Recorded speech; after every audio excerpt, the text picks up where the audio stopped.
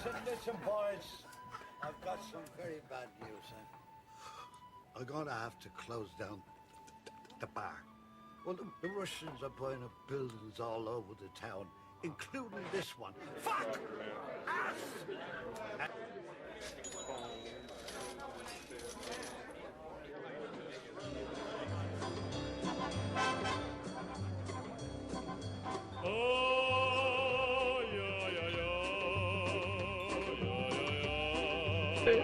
Say shit. If this gonna be that kind of party, I'm gonna stick my dick in the mashed potato.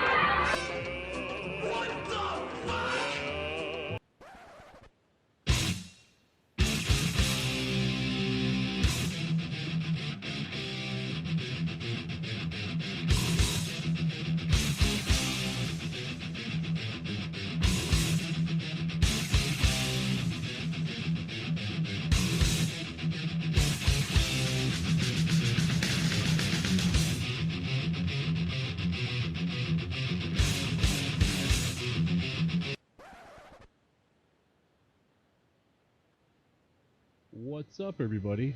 As I bring my volume back up here. Here we go. It's the bar. It's Tuesday night, 2100. It's myself, Lunchbox. We got MiniMe with us. Unfortunately, Brohammer and Red could not join us tonight for reasons that could not be helped. But we have a special guest sitting in with us. We got Mr. none other than DV Blackwolf with us.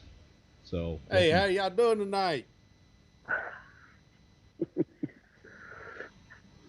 And I'm testing out a new microphone, so if you guys can hear me well in the chat room there, go ahead and like type something. Let me know. Let me know how it sounds. Let me know if I need more volume. What do I need? All right, good. Nothing. I don't see anybody typing anything in, so it must be great. Either that or nobody's listening to us. Are we even broadcasting? Hold on. Yeah, it says we're on air. That fucking buzzing again. All right, hold on. Let me play with it. A bit more volume? I can do that.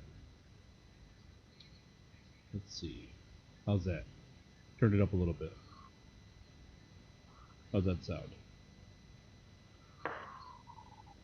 I can turn it up more, turn it up less, what, more? Alright, let's turn it up some more. Alright, how's that? Should I just start yelling? Anything else? Better? More? Less? Good? Roger? I didn't ask Roger. I just asked if we need more or less.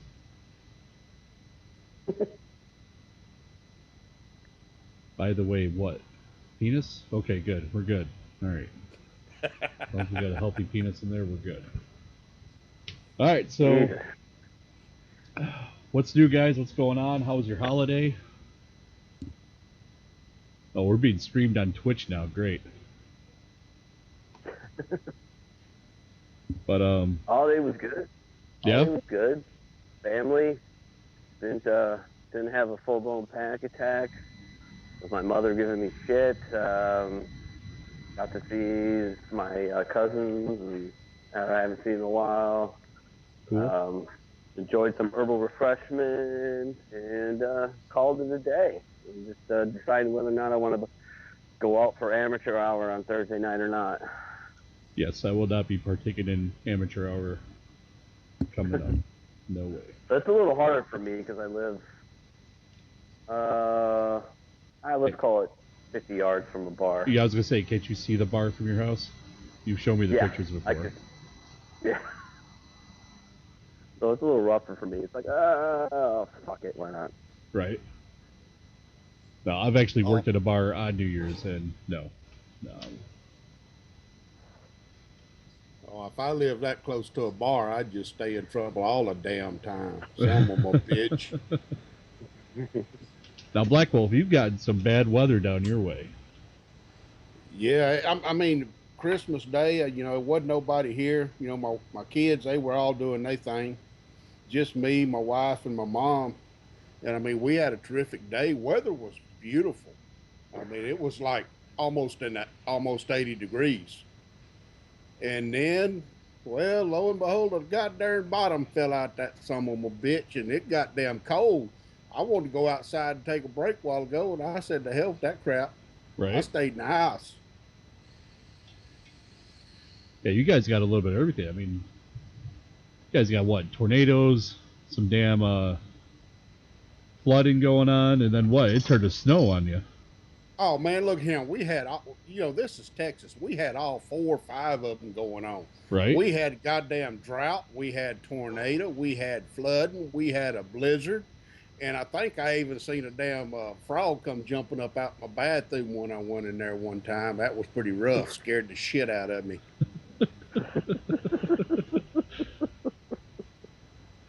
This is why we love you, Blackwolf. But all in all, we got through the holidays and they behind us. And man, I'm ready to get on with this 2016. I ain't getting no younger, too fat and too drunk to dance, so I might as well play a fiddle. Hey, you can never be too drunk to dance. Okay, the drunker you get, the more ridiculous the dance gets.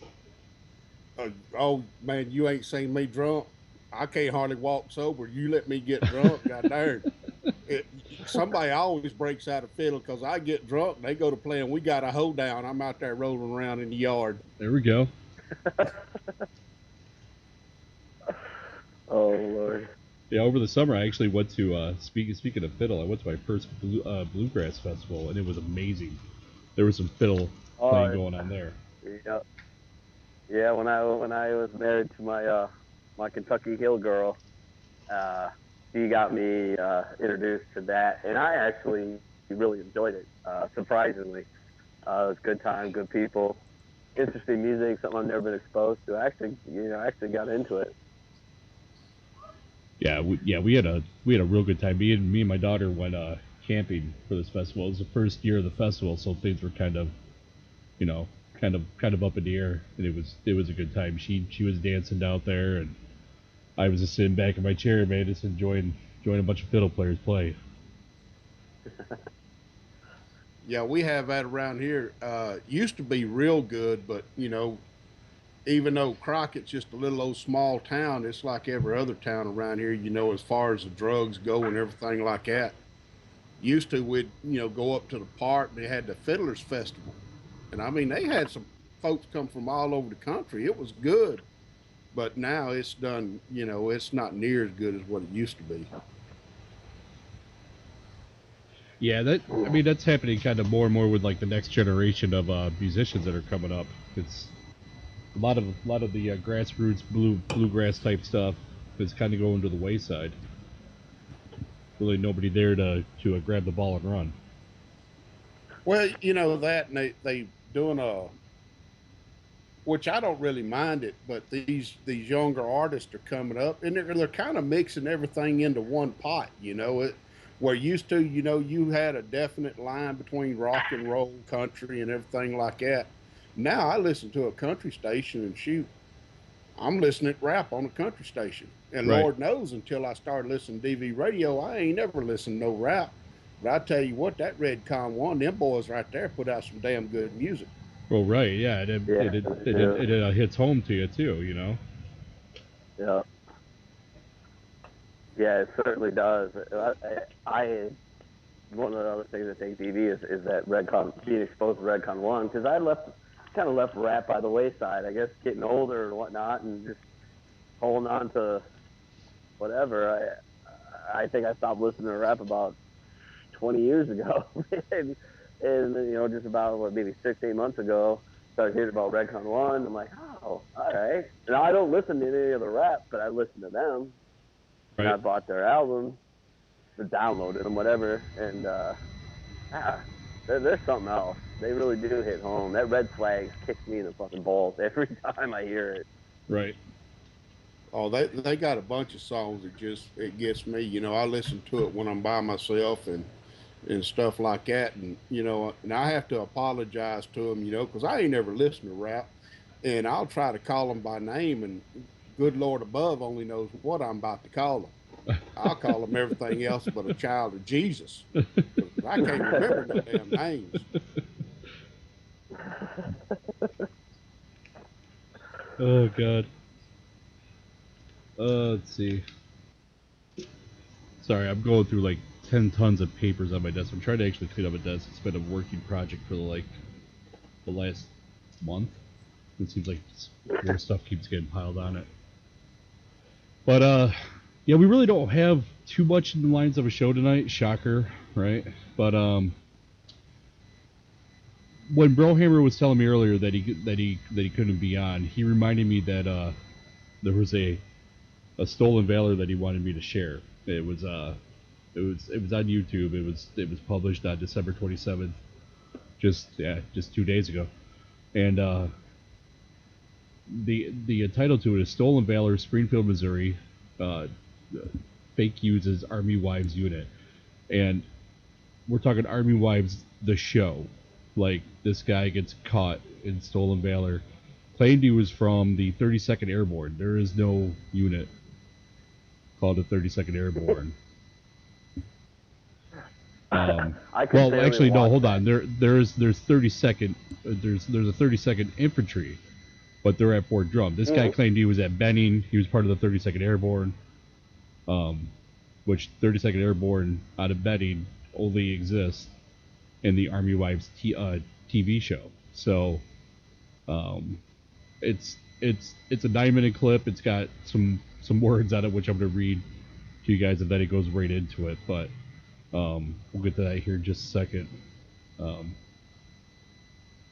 It's the whole Stolen Valor thing that really gets me. Is like, in this day and age with social media the way it is, we're in the age of information. I mean, there is too much shit out there to try to pose as something else. Even, that's funny. It's funny you bring that up. I believe it's a Steinbeck novel.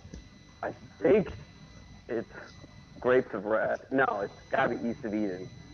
And one of the protagonist's father actually creates a whole career for himself doing Stolen Valor. And he arises through this whole Civil War. And he rises through the ranks of government on complete bullshit.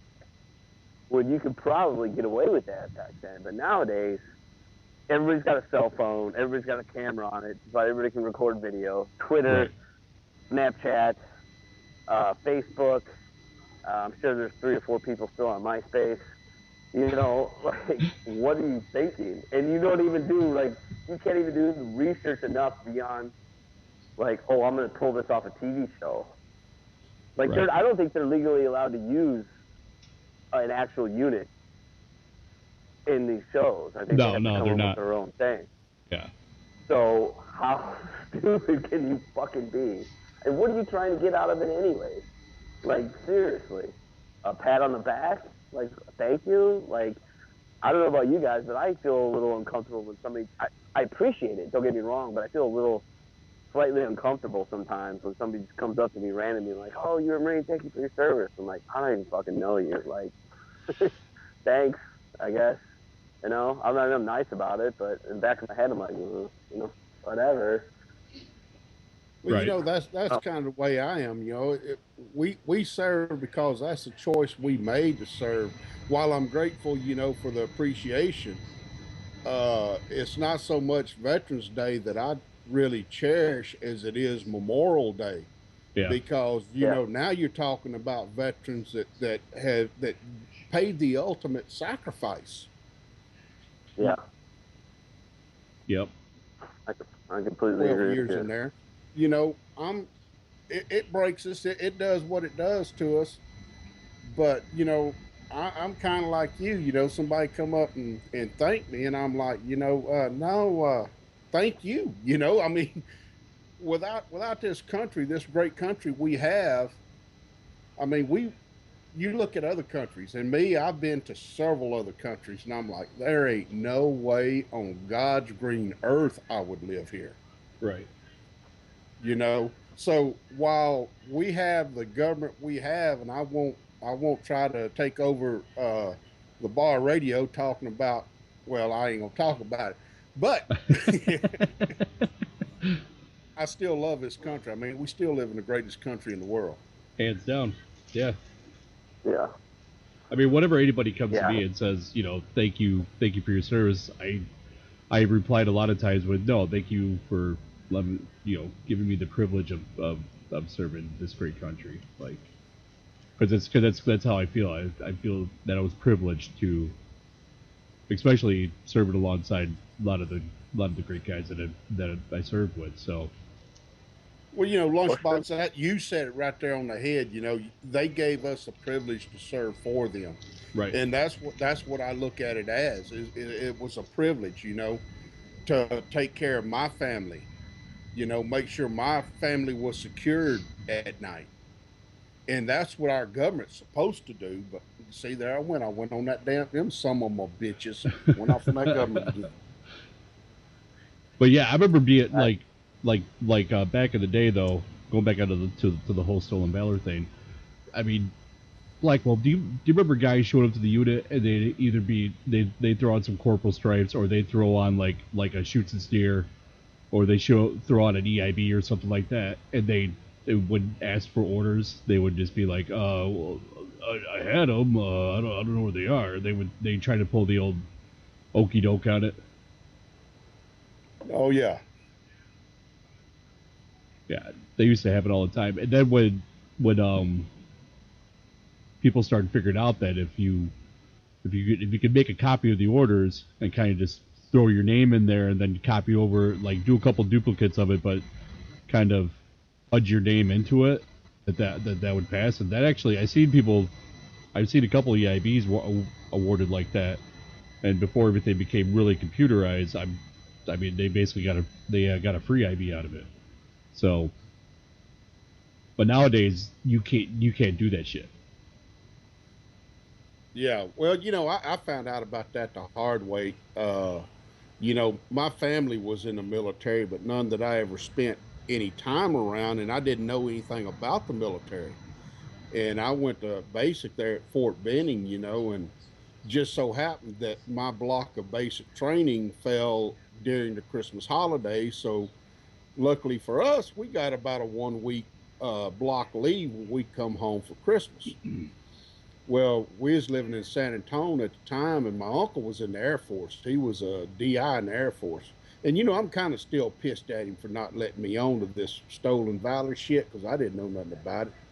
And my wife, she was pregnant with our oldest boy, and I went to the hospital with her. Well, I was proud of that damn uniform. Like I said, I wasn't but a buck private, didn't know what the hell I was doing. Right. Well, I was over at my uncle's, and I'm wanting to make myself look good. So I asked him, I said, can I borrow a stack of them ribbons you got over there? Put on my uniform, make me look like something. Right. I didn't know nothing about that shit. And I'm up at the hospital, boy, old chest stuck out, looked like a little old goddamn mockingbird, little old chest stuck out. I was a little bitty feller then. This colonel comes up, he said, well, boy, was you in the Air Force? I said, what the hell are you talking about? I didn't know them damn ribbons meant anything. I thought they was decoration. Right. So I found out the hard way. I went out to the parking lot and took that shit off. Jeez. Yeah, I actually I had that Christmas block of leave too when I was in basic. That was the hardest thing to come back to go back to freaking bedding. I think we had like 2 weeks left of basic. That was harder than hell. Oh my god! I can't believe you got leave during basic training. I think I'm gonna throw up. Yeah, we got a week. It was literally like we flew home on Christmas Eve, and we were back like New Year's Day. Yeah, The only break I got is I graduated the day before my birthday. Graduated boot camp at MCRD San Diego on December 15th, 1995. Yeah. Well, I mean, MiniMe, the freaking Navy runs different though. Oh, I don't think anybody's ever gotten leave on basic training in the Marine Corps. I know at school, yes, you get leave for the holidays, automatic leave.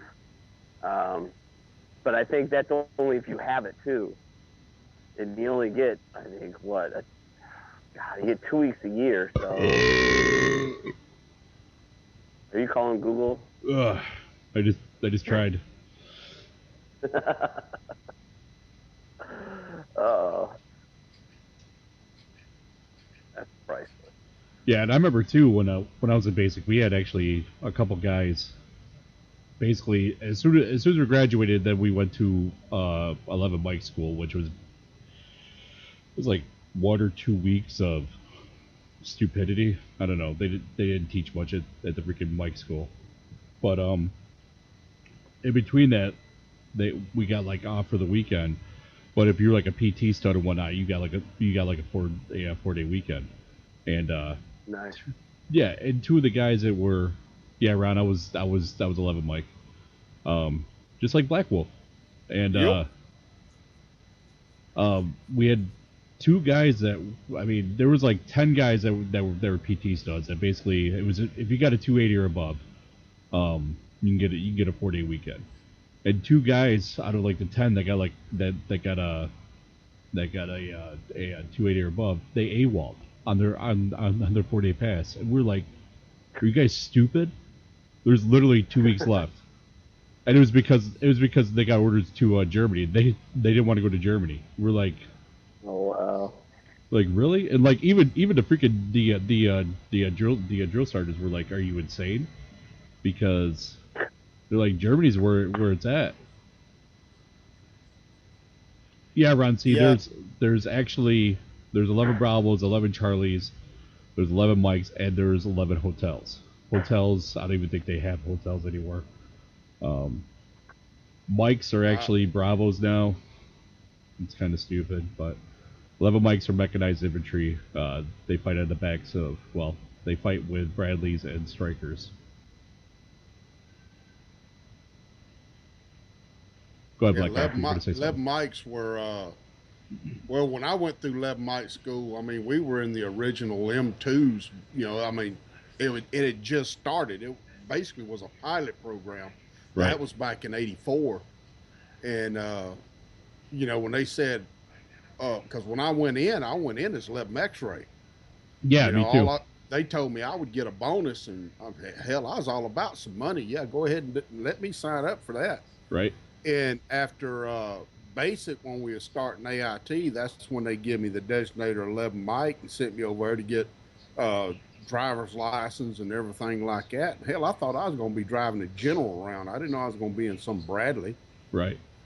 It's basically what happened to us too. We were all 11 X-rays, and then and we're all baking that we're all gonna be Bravos, because we all want to be like what they showed in the freaking movies and shit like that. We want to be fucking Rambo. We want to be like kicking a fucking door, blow the whole room up, all by yourself and everything else. And next thing you know, they come up to us, and I think we had two guys. One was a freaking National Guardsman who got like a Ranger contract. He put everything in his contract. Whoever went with him to the recruiting station, like they hooked him the fuck up.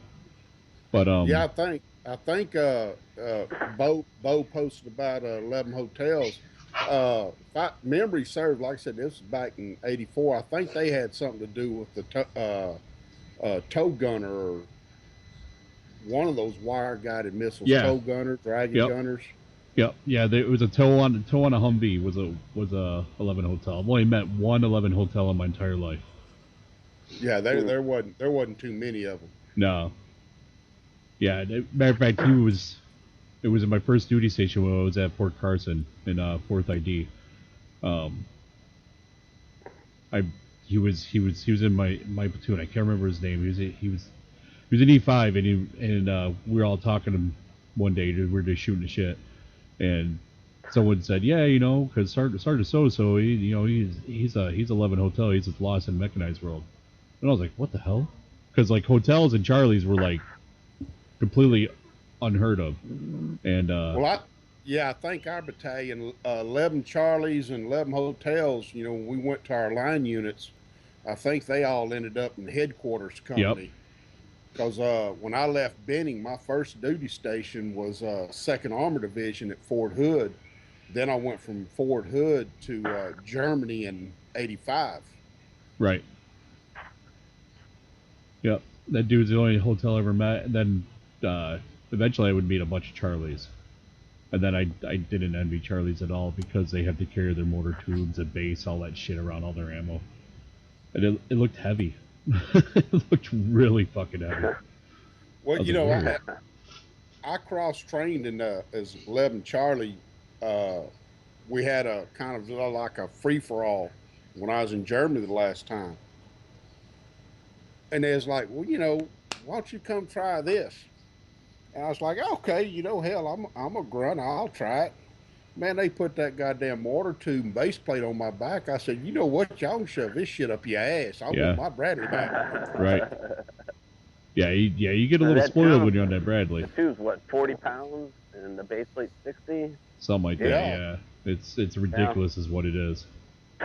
Yeah, I got sucked into that too a couple of times, but being an ammo tech and going out to Caxes, and sometimes it worked out for my benefit, sometimes it didn't. Like, I got to fuck around with tanks for a while because I looked, the first time we did the combat reload, and the M1s come rolling through, they come through the outer part of the ASP, and I just looked at that fucking tank like, I mean, I wouldn't be surprised. I don't think I did, but I would have been surprised if I fucking busted one of my pants. I was like, oh, this thing is just fucking beast.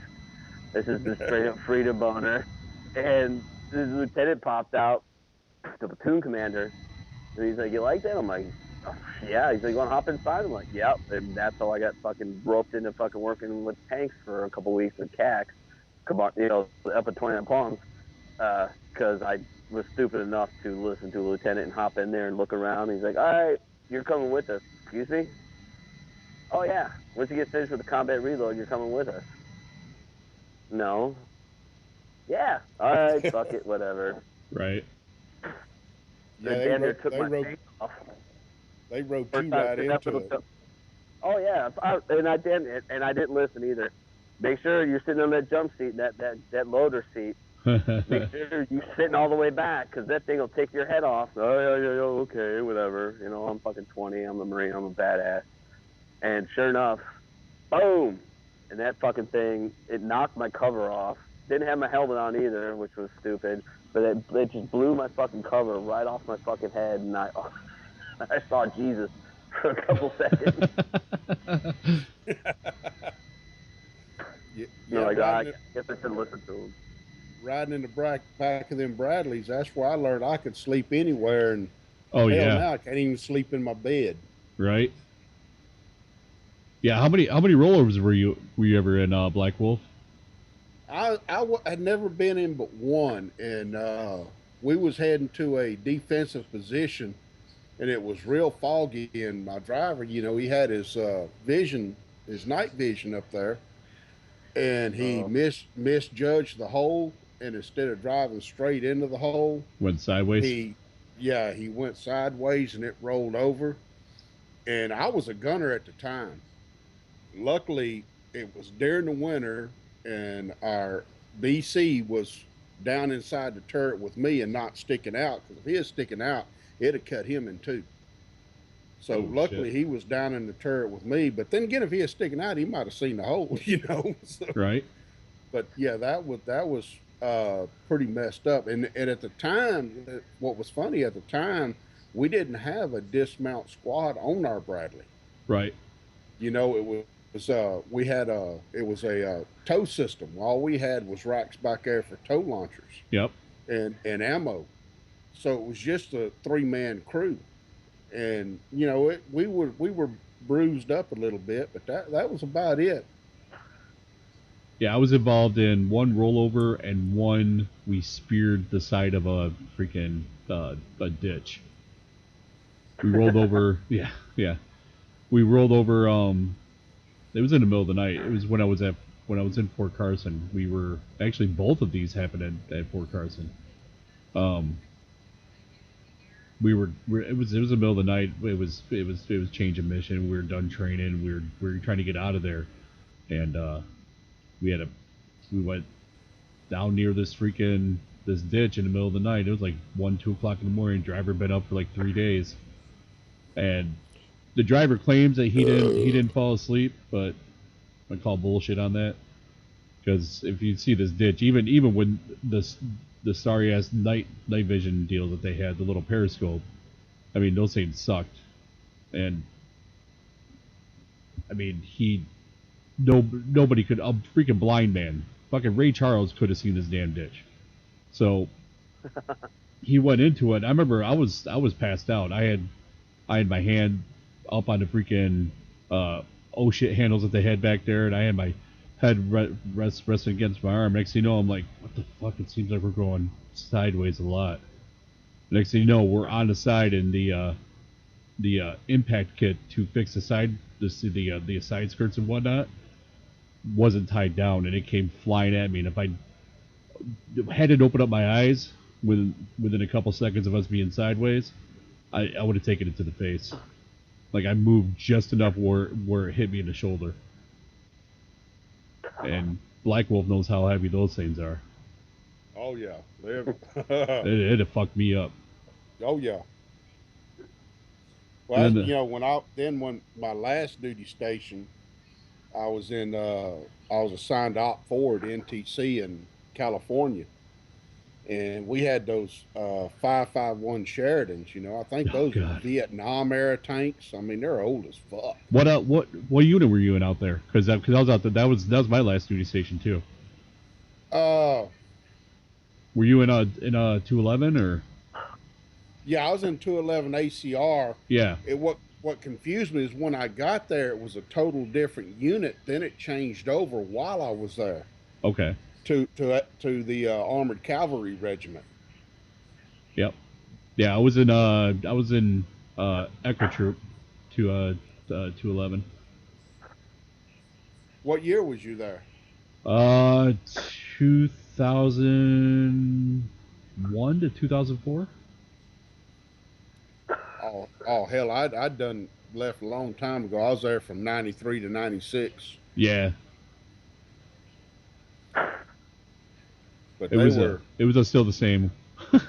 Well, we're still rolling around them. I seen a thing on YouTube, a video of NTC, and they because of the current warfare that the military goes through, you know, as far as overseas in Afghanistan and Iraq, you know, Yep. as far as the urban terrain.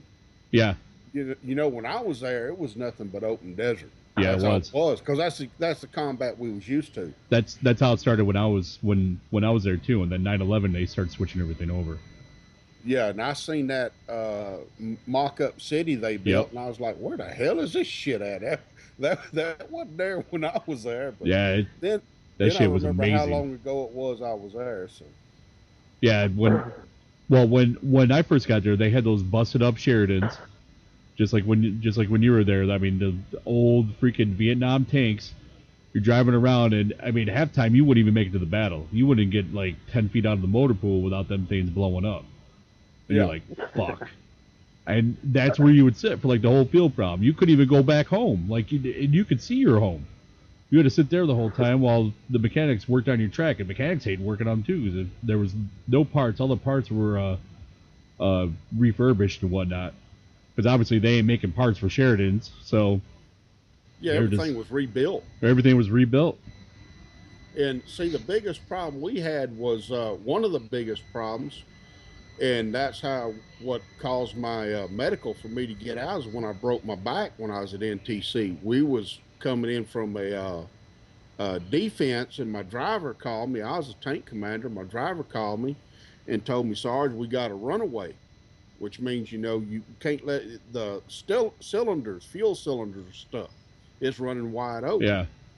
I told him, I said, well, shit, we're going into the motor pool, man. Let's ride this son of a bitch all the way in. When we get to the motor pool, you just stand on the brake, and I'll jump back there, open up the engine doors, and pull the fuel line and kill it. Because that's the only way you can kill it, is pull the fuel lines. Yep. So he said, all right. we get all the way back. We're, you know, in line for the wash rack, or outside the line. We wouldn't get in line, and he's standing on the brake. Well, I go to get out of the turret, and I'm standing on the back, and I hear him shifted into park. Well, I knew if he went into park, you know, that son gun could blow up in my face. Yep. Well, I still had my CVC on, So I keyed him up. I said, "You ignorant son of a bitch! I told you to leave it in gear." Well, when he went back into gear, he went to reverse, and when he did, it lunged backwards, and the turret caught me behind my knees, and shit. right over inside the turret, I went standing straight on my head, and they had to backboard me out of there, and I laid in traction for a long time. Right. All because them, you know, come on, man, that's got there in World War II shit. They should, or Vietnam War, they should have got rid of that a long time ago. Yeah, we actually had one that caught fire in the middle of one of the battles. Like, we were out there, and all of a sudden I looked over, and my buddy Sheridan was on fire. Him and the driver were they were gone. They jumped off. They on SCAO, and we had this Blue 4 guy drive up another unit. He goes, holy shit, we killed that like a half hour ago. He goes, do they really smoke like that? I just looked right over and said, man, it's fucking battlefield effects, man. We don't mess around here, man. It's Hollywood. We want to give you guys real training. And this dude bought it. He was like, oh my God, that's amazing. How much did you already spend it on that? I was like, on that Sheridan alone? I'm like, I probably spent millions. Dude drove off, believed that we had fireworks going on in the battlefield like that. Like, well, you know, that's something about the Op 4. You know, I'd never seen any field exercise like that. You know, when you're normally going squad RTAPs or something like that, you know, it's strict noise and light discipline and everything. You know, you got to do everything barbecuing out there. Right. And Op 4, I mean, we'd go. Well, we called it. I don't know if you did when you was there. We called it a logger site. Yep. Where we parked prior to a mission. Man, we'd bust out barbecue grills and every damn thing. Sit down and play some spades. Oh, dude! I mean, you would have. And this is for everybody that's listening. You would have 6-7 barbecues per platoon going on, and they'd all be in like a circle. Yeah. You would have spade tournaments, domino tournaments going on. There'd be nothing going on. I mean, literally, you're out there. It was stupid because you could have spent all that time back in the rear chilling with your family, but after a while, you're just like, man, I want to go to the field so I can barbecue. Yeah, well, you know, we still had our, you know, even though they were Op 4, we still had our scouts that would go out and put out LPOP, you know, up on a hill watching the Blue 4, and they couldn't do that, you know, because it'd give them away. Yeah. And they'd be looking back at us. You sorry, some of them bitches down there eating that damn chicken, and I'm eating the MRE. Shit, we got set up because our scouts, for whatever reason, they were spread out too thin, so they took some volunteers. And guys who had already been like stationed there forever, like they didn't know what an LPOP was. They didn't know you had to be stealthy when you were a scout. They thought they were to go sit on the side of a hill and barbecue and shit. So they picked some of us who'd been around the block and whatnot. We went and set up at the side of freaking Teefort Mountain there, and we sat up on the side of Teefort, man, just freezing our balls off. And we ended up finding a spot up there that concealed all the way around. Like, we were looking, and we made a fire, and we found out later on that Blue 4 didn't know what the hell was going on. They were sitting down there with their freaking night vision and their thermals, and they said they just saw this glowing red ball out of the side of Teefort, and they thought like we had some freaking covert op shit going on inside the mountain. Like we had like freaking like we were watching them or something from up there. And I was like, well, we were, but nothing high tech. I was like, it was just us barbecuing. And the freaking Blue 4 guys were pissed. They're like, what the hell? I was like, what, man?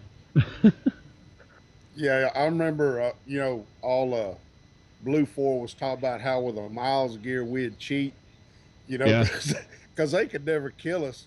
And in some cases, I mean, they were right. We were some cheating, some of them. Oh, bitches. Yeah. Oh, yeah. You turn that yellow key halfway and just leave it there. Oh yeah, I'd take them damn Hoffman devices when we were in the defense, and because you know all they were was to simulate the signature of the main gun going off with the white smoke, and I'd take and carry them some bitches, have my gunner take about 3 or 4 of them over there and put under some rocks on the hillside. Run combo wire to it. I'm sitting there in the turret with a 9-volt battery, blowing them up. Hell yeah! And they're shooting the hell out of that. That's Brian. No, that is improvising. Okay. They're shooting the hell out of that hillside, and I'm not even there. Hey, how many times did you run away from a fire marker? You see a fire marker driving up, you're like, oh shit! Everybody get in! Let's go!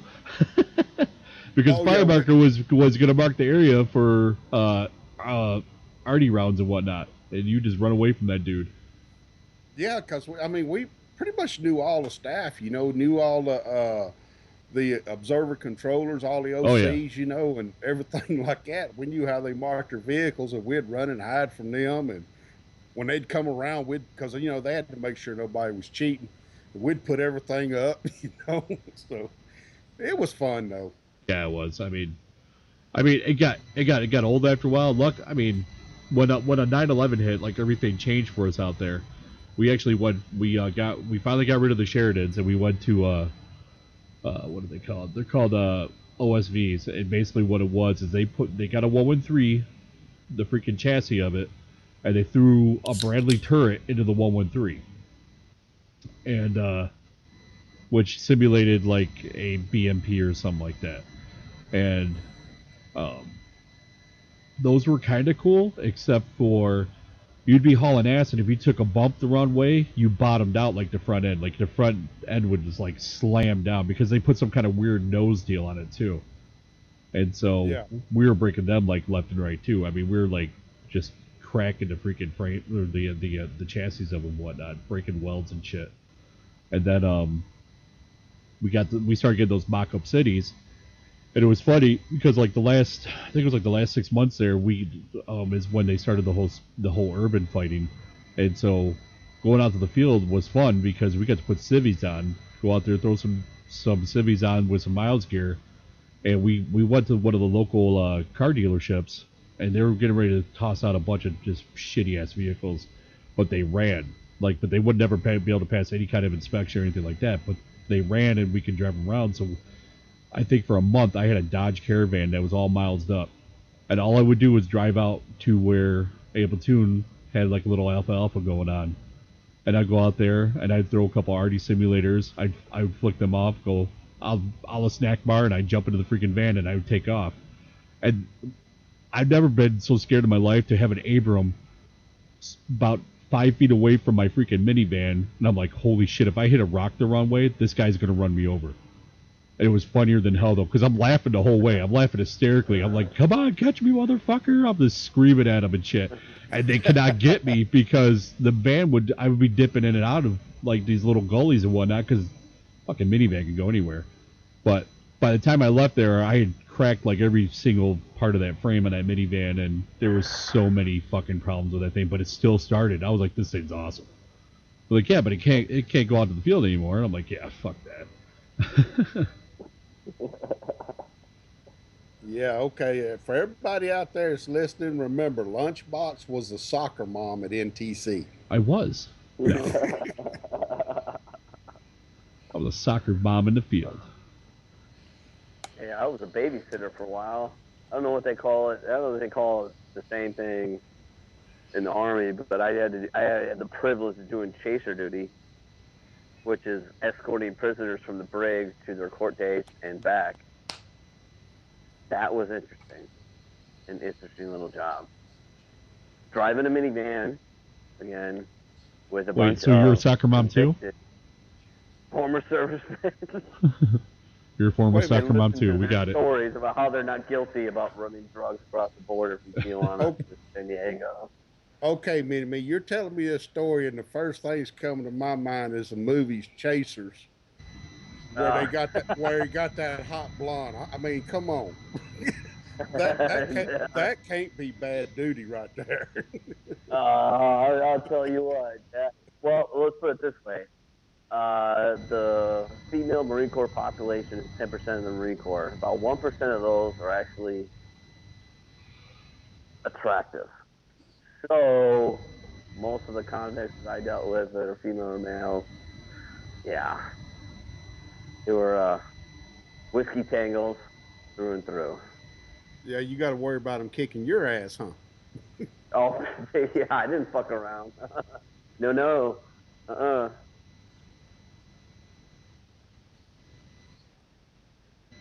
Let's see.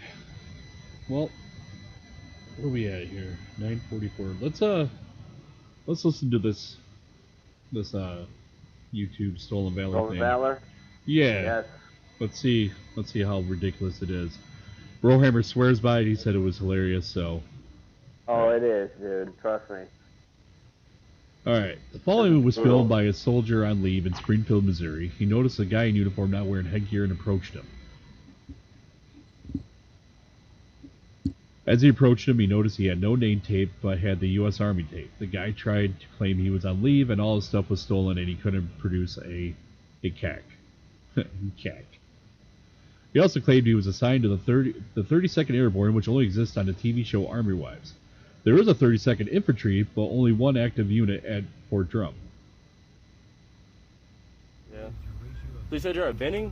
Do what? You're at Benning? Yeah, at Benning. 32nd, where do you guys work out over there? Do what? Where do you guys work at Benning?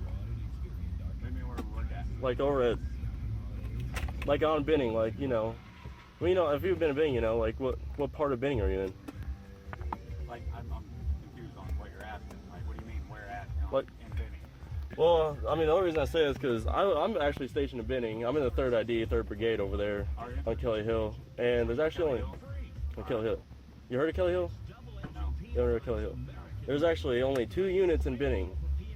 It's the 3rd ID, 3rd Brigade, and the 75th.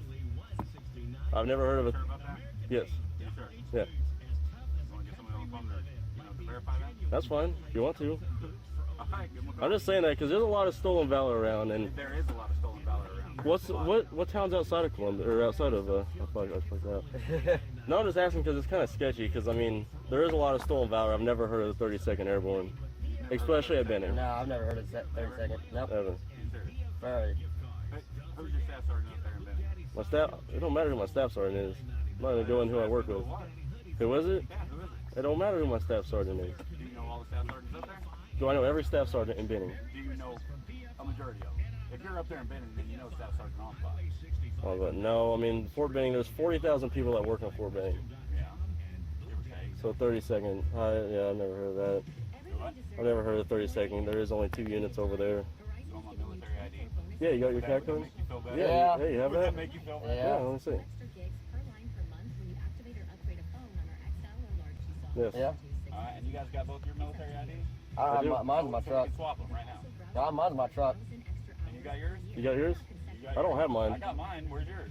Mine's back at the house. I don't have mine. I'm not in uniform. I don't need to Why carry don't them. you carry them? Because I'm not in uniform. It doesn't matter if you're in uniform. You're still supposed to carry them. No, you're not. You only have to carry it when you're in uniform. No, you're supposed to carry it all. I don't even need to sit. If you just hold it up, you got it? Yeah, I got it. But I'm wondering why you're questioning me for my ID whenever I outrank you. Because that doesn't matter because I'm in civilian. Because you're all fucked up right now. Okay, first of all, you don't have a unit patch. You have sergeant rank on your hat. You want to And- follow me down and get a guard station? And I know where the guard station's All at. my shit's stolen to try to get new shit right now. Well, why would you be in uniform before your shit got stolen? Because I am down here, I don't live here. I don't have none of my stuff. All my stuff was stolen. I came down in uniform. All I have is uniform. Like uniform? Everything was stolen out of this truck last night down at the motel. Okay, Every bit of it.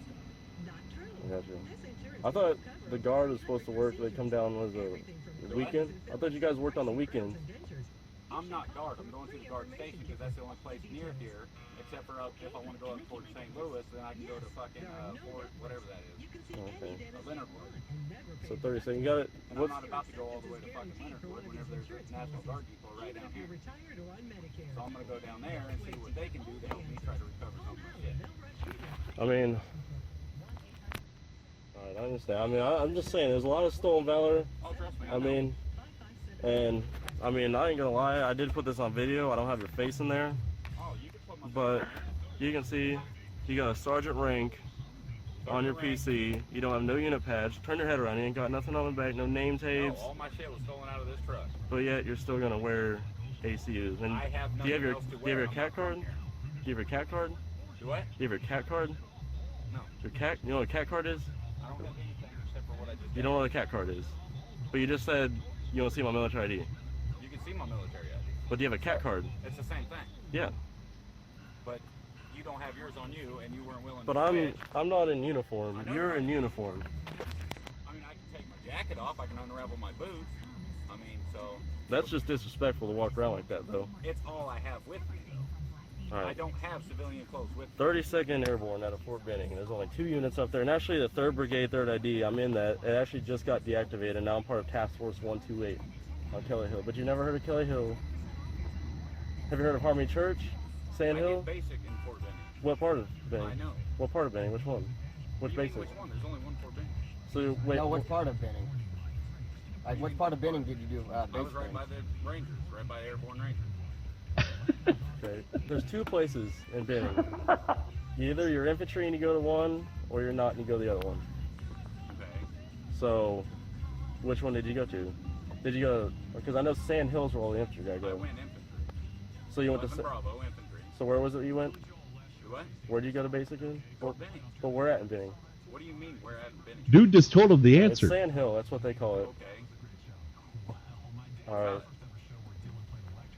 Man, I'm not buying it. I'm definitely not buying it. If you got, all I want to see is your ID. If you got that, so let me see your ID. I just want to see your military ID. Hold on. I mean, you got U.S. Army sticker on your car, Yes, I do. your uniform. You have rank on your hat. No name tapes. I mean, I understand that, like, that's all you have. But why would you? Staff sergeant, he can tell you everything. But why would you be down here trying to buy name tapes at a surplus store when you could go to Walmart down the street and get some civvies to put on, if that's all you have? I have my uniform, and I would rather wear my uniform. So I'm getting all my stuff that I can get here, and then the rest I'm gonna go get from PX. The PX we're at. Well, if I have to, I'm gonna talk to National Guard, see where they can send me, and if not, then I'm gonna have to go up to Fort Jackson, or not Jackson, but fucking the stupid one right up here by St. Louis. The stoop by St. Louis. The one up here by on the way to St. Louis, yes. On the way? Fort Leonard Wood. Sorry, Oh, I don't know okay. why I keep saying. So you're from Benning. Yes. So I'm on leave right now, right? Okay. So let's swap numbers, because I'm at Benning. Okay. I'm stationed out of Fort Benning, All right. and we can talk when we go back to Benning and see. Okay. When you come back to Benning? I'm gonna be there on I'm leaving here the 2nd. On the 2nd? On the 2nd. All right. Well, I'll make you. What unit? So you're in 32nd. So what whenever battalion I are see you? you in Benning. So if you give me your number right now, I call you up. When are you going back to Benning? Oh, the 2nd. You're going on the 2nd? Yes. Okay, I'm coming back on the 4th. The So 4th. whenever I come back on the 4th and I see you, since I outrank you, you're going to let me smoke you in front of everybody.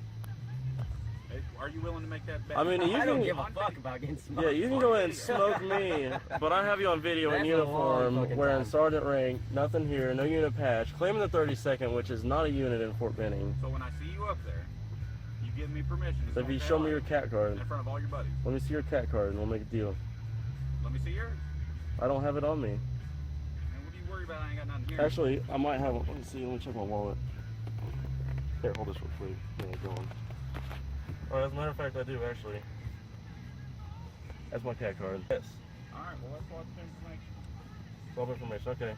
Here, let me get. Hold on. Let me get my thing.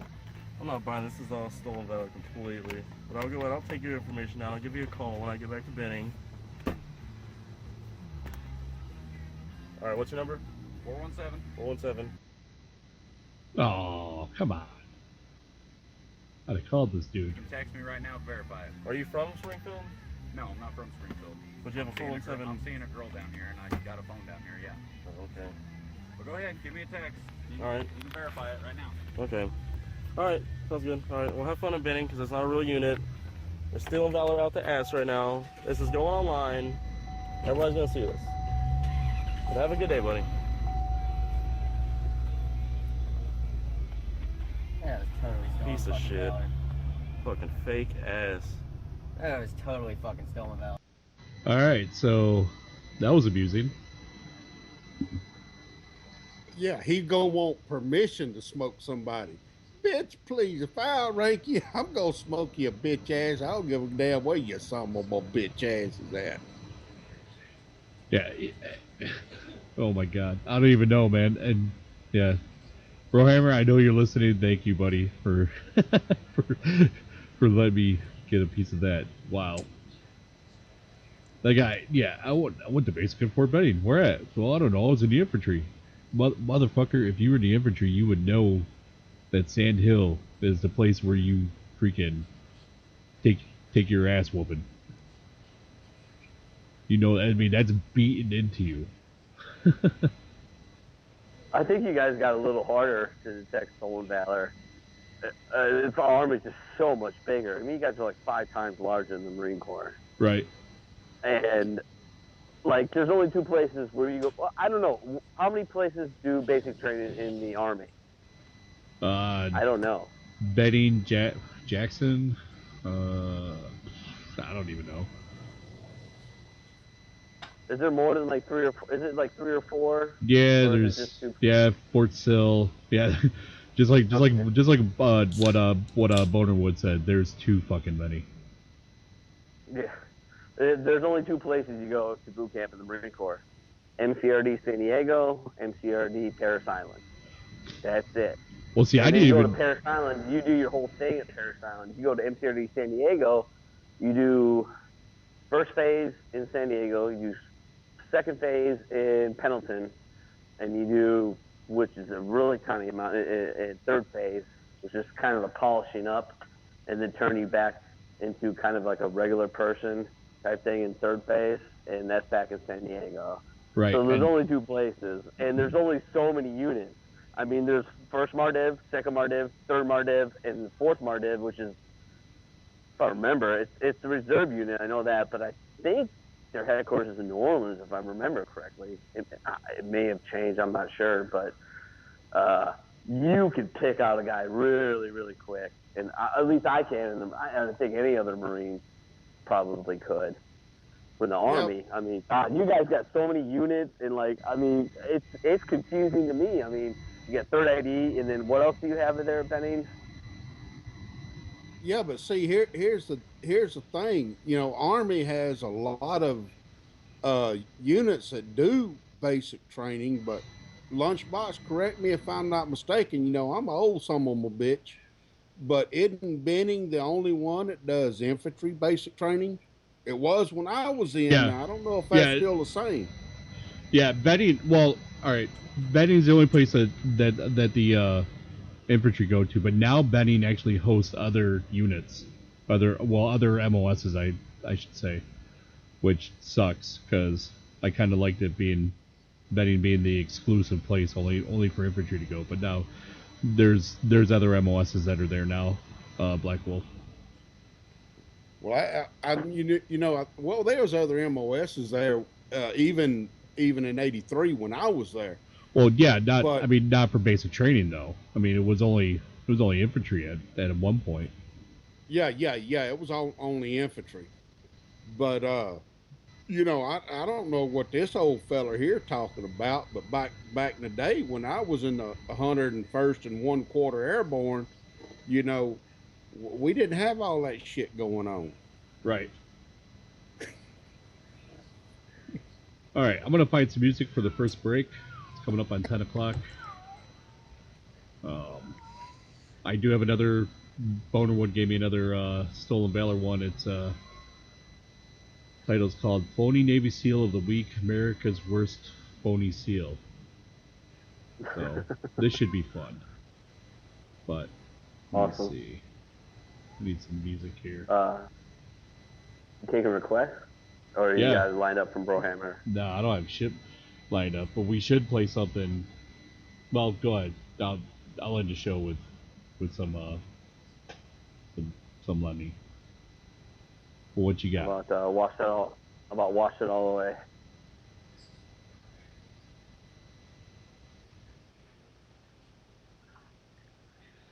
Let's see.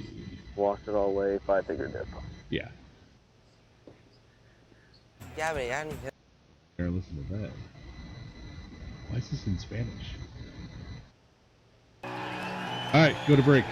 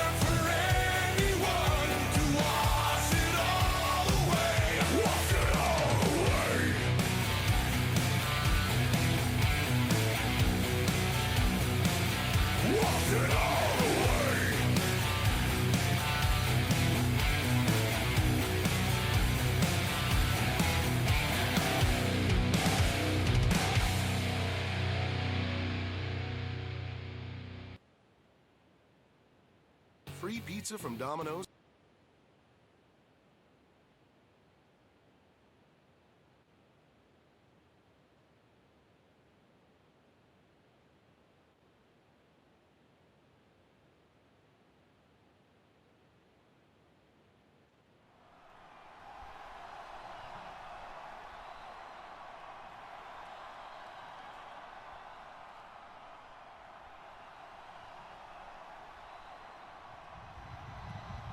Here's another one just for you, Minnie. Grazie, grazie.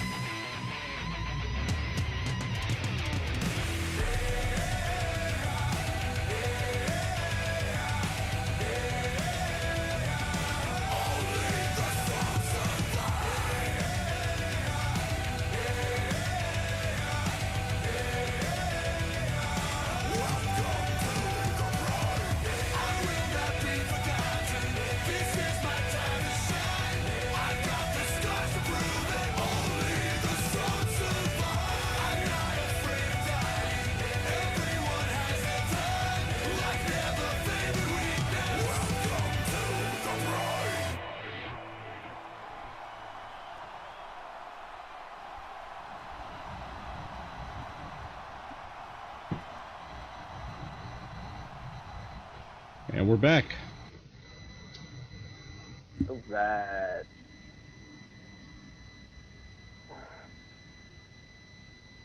Blackwolf still here? Oh yeah, I'm here with you, brother. I'm listening. I gotcha.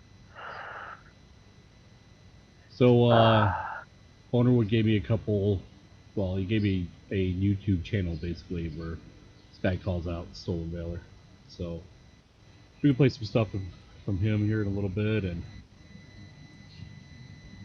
and yeah, we'll jump on that. Keep on trucking. Did you guys hear that not Aerosmith, Jesus Christ.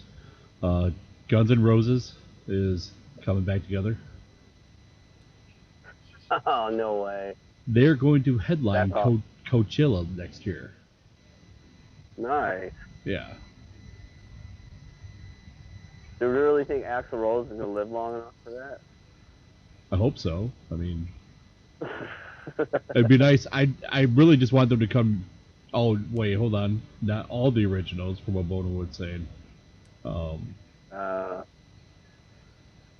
Yeah, which I didn't know they ever even got there and split up. Some of them bitches. Well, it's kind of like, I mean, I'm sorry, like there was Van Halen and there was Van Hagar. Can you really do Guns N' Roses without Axl Rose? right. Can you really do it? I mean, sorry, that guy was the voice. Right. Well, I mean, he was a great frontman, fucking a train wreck. But I mean, name a rock star frontman that isn't. But right. I mean, Blackwolf. I mean, Guns N' Roses as a band have been touring for years, but it's the only original person that's been in it has been Axl Rose. The rest of the band said bye-bye. They didn't want to be around him. They didn't want to be around him anymore. But they've all supposedly most of them have all reconciled. The biggest was Slash and Axl reconciling their differences. So. Yeah. Well, like I said, I listen. I mean, I listen to their early songs, but anymore, the only music I listen to is what comes on DV Radio, Music Mayhem, unless I'm in my truck. Right. Yeah, I listen to DV Radio all day at work.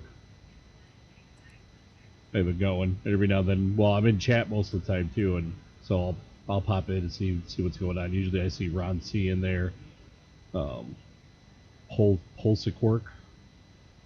I see him in there too. Sometimes Boner was in there.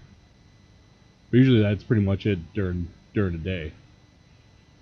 I'm addicted to talk radio, so I'm kind of screwed on that. I listen to it at night for sure, but during the day I'm straight addicted to talk radio. I can't help it. Well, I listen, like I said, when I'm in my truck, I'm starting to learn this tech shit, even though it's kind of kicking my ass. I know how to place podcasts in my truck now. I thought you were DV tech support. I thought that was your job. That's what I'm working to. See, I've been taking some classes from Six. And, okay. He's helping me out. But the other day I was listening to a podcast and they was doing that there trivia game, and I pulled over on the road because I knew the answers, but something happened and I couldn't get in, and then I figured out it was a podcast, so I went on about my business. No way. Oh, don't feel bad. I did it too. Once I was pretty new to DB, like started in March maybe, and so once I started listening to that, and then met Red and started listening to Dogs of War, I started listening to all the podcasts. I'm like, I want to call in, and I'm like, oh God, what was wrong? It's a podcast. This is like 4 or 5 months ago. What the fuck am I? Oh wow, did I really drink that much tonight? Yes, you did. Yeah, I've done that a time or two. It didn't work out real good for me. So I'm kind of iffy on when I call in, and I have about 3 or 4 people come in here and say, "No, this is live." No, it's kind of like that Memorex commercial. Them some of them bitches. Oh, it's live. It's Memorex. No, God damn it, it's a podcast. Damn bastards always tricking you. Yeah, that happened to. A little bit, or? Huh? Should we hit the news up a little bit, or what do you think? Yeah. What is going on in the news? I haven't been hardly paying attention. A couple things popped up on my radar today. One of them was just got released that the White House is just spying. Well, we always spy on our allies; they spy on us. But apparently, we were intercepting stuff through the NSA. Conversations between United States congressmen and Senate members between the Israeli government. So technically speaking, the White House was actually spying on Congress. Oops. Yeah. And the way they create a very neat loophole where it's that they didn't tell NSA they couldn't do it. They didn't tell NSA that they shouldn't do it. But if something landed on their desk, all the better. Right. It popped up on Drudge this afternoon, so yeah. Good times. The Harry S. Truman got shot at yesterday in the Gulf of the Hormuz, right through the strait between the Persian Gulf. I'm trying to think. Yeah, a missile flew 1,500 feet from the Harry S. Truman, one of our carriers. Yeah, we were warned apparently, but we had no communications back and forth. But yeah, the Iranians decided to do a live exercise while the Harry S. Truman, a French frigate, and a USS destroyer was going through the strait. And 1,500 feet to a carrier, yeah, probably a little intentional, I'm going to guess. Yeah. Yeah. And the scary thing for me was that there was only a French frigate, which, well, take it what you will, and a destroyer around that carrier, and that was it. And the Iranians managed to put a missile 1,500 feet off her bow. So that's not good. I'm sure that Iranian deal is looking better and better every day. Right. Other thing on the news, apparently Iraqi forces have retaken Ramadi from ISIS. And I am shocked, beyond shocked, that Obama didn't jump on TV today and start telling his successes against ISIS. Right. I mean, I'm blown away. Like, if I was thinking like him, if I could try to understand him, I'd be waving my arms on CNN, NBC, I'd hold a press conference prime time. See, my strategy's working. We just took another city back from ISIS. But he apparently isn't doing it, or they're flowing right in the speech. I don't know which one. Well, those are the few things that popped up on Radar today. Yeah, Do with what you will. Yeah, I'm perusing the news right now. Like, there's that, well, alright, and I just see it here too, freaking, the whole hoverboard things that are blowing up all over the place. I don't know why anybody would spend money on those anyways, but... Yeah, me either. But the batteries over are blowing up. Yep, I just see the rocket that passed within 1,500 yards of the U.S. aircraft carrier. The stuff out of Cleveland where that kid who got shot last year, and the Tamir Rice case. Hey, you look at him. You're talking about them damn hoverboards. That's some false advertisement shit right there. That boy of mine got one of them some bitches for Christmas, and I took it down there and I said, "Well, shit, I don't need me no goddamn bass boat. I'll just use this hoverboard. That shit don't float. It goes underwater." Right. I just thought I'd put that disclaimer in there. Don't try to think it's gonna float, because it don't. I love them bastards. Okay, back to your regular scheduled program. But yeah, there is no regularly scheduled program on the bar. Yeah, this is the bar. We don't do any regularly scheduled anything. But grand jury declines to indict officers in Tamir Rice case. If you guys aren't familiar with the Tamir Rice case, it's out of Cleveland. Basically, I think it was last year. This kid was in a park with a BB gun. Officers show up, thought it was a real gun, and fatally shot this kid. So Cleveland will probably be rioting tonight. It's a terrible incident. It really is. I mean, anytime a child gets killed, whether or not he's a thug or not, it's terrible. But I remember, I always wanted to join the military since I was just a little shit. I always wanted to.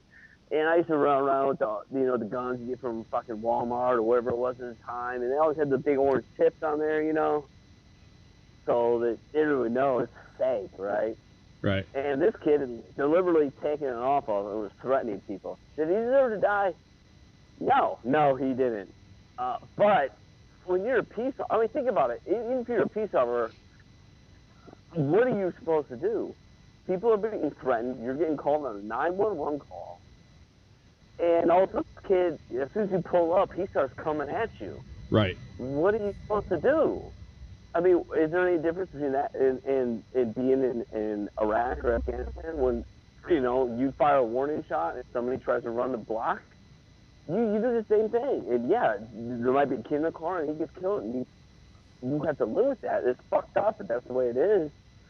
Why, it sucks. It's all around, it sucks. But do those cops need to go to jail? No, they don't. Well, I'm sorry, that's my opinion. It's hard being a police officer. That's why I'm not one, because I don't have the temperament to be one. Well, for number one, this country needs, this is on a serious note. This country needs to take a step back and look at it. These Mattel or whatever manufacturers need to quit making these guns look real, And secondly, these parents need to put down whatever the hell they're doing and teach these kids. If you got guns around, teach them how to use them. I mean, you teach a kid don't shit in your diaper because when he's 12, 13 years old, you don't want him going to school shitting in his goddamn pants. Well, guns the same way. You teach these damn kids how to use a gun, and you eliminate a lot of these problems. My philosophy is this right here. We as a country, we need to take the dadgum warning labels off everything and let stupidity sort it out. Because I mean, there's some shit going on in this world today. Just like this little old kid with a gun. Come on, man. You know better than to goddamn point a gun at cops. If a cop tells you step out of the car, you step out of the car. The cop tells you turn around, you turn around. You will get your day in court. That's the thing you're saying, but they don't know. I'm for believe either one of the other two things. Either they don't know or they don't care. They think they're invincible or something like that. I was taught that way. I was taught from a very early age. A cop tells. I mean, trust me, I've been in my share of trouble before the Marine Corps and after, and I've been pretty good the last 10 years or so. But anytime I ever got in encounter with a police officer, it was, what do you need? What do you want me to do? That's it. Because you got a gun and I don't. And one time, actually a couple times in Chicago, I actually had a carry concealed, and I let them know right away, hey, I got a carry concealed. And then, well, thanks for letting me know. And everything went smooth. Even when I was busted in a fight or whatever, what do you need me to do? What makes this easier on you? And you'll be blown away how much that carries weight to a police officer, even if you're legitimately in trouble. Right. Because they appreciate it, because they're so used to getting fucked over and bitched at and screamed at and fought with and being belligerent. And if you're just honest with them, yep, you got me, I'm fucked. You're right, and all it is cooperation. Like with them guns. Back when my youngest boy, he was about 6 years old when I bought him his first BB gun. It was one of them little old cheap made Red Ryder BB guns, but it was something to start teaching him on. And I showed him how, that BB will come out the end of it. You don't point it at nobody. You treat it with respect, so on and so forth. And I warned him of the consequences if I found out he done otherwise. Well, this little snaggletooth bastard gonna try to stick it in the ant bed and shoot ants with it, disrespecting the gun.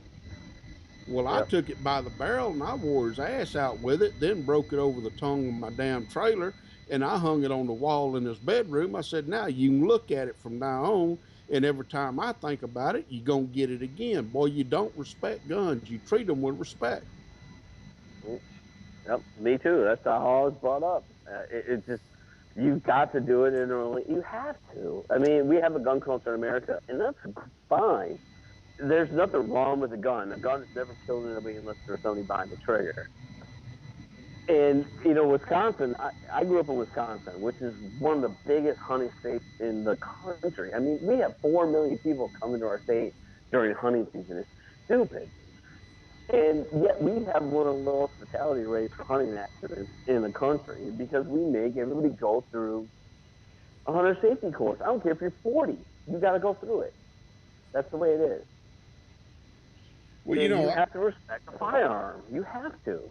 exactly. You know, I got my concealed carry, and as a lot of people know, starting January, Texas is going to be an open carry state. Yep. Now, does that mean I'm going to be open carry? Hell no, I ain't no damn John Wayne. But you can guarantee one thing, I'm going to have it right there close by me. I'm not going to show it off. But you go to act like a damn idiot toward me and my family. And, you know, I'm going to try to talk you down. I'm going to do everything I can to talk you down. But if you just want to be a hardhead, well, you know, give your soul to Jesus because everything else is going elsewhere. Yep. But it's just all about how you raise your kids, and that's the problem with these. And I'm not trying to stereotype or nothing like that, but that's a problem with a lot of these inner cities. Is their buddies down there on the street corner is teaching them how to grow up, and they're not being taught in the house how to grow up. Yep. Now, a lot of people will say, well, that's the parents' fault. Well, yeah, to an extent, that is a parent's fault.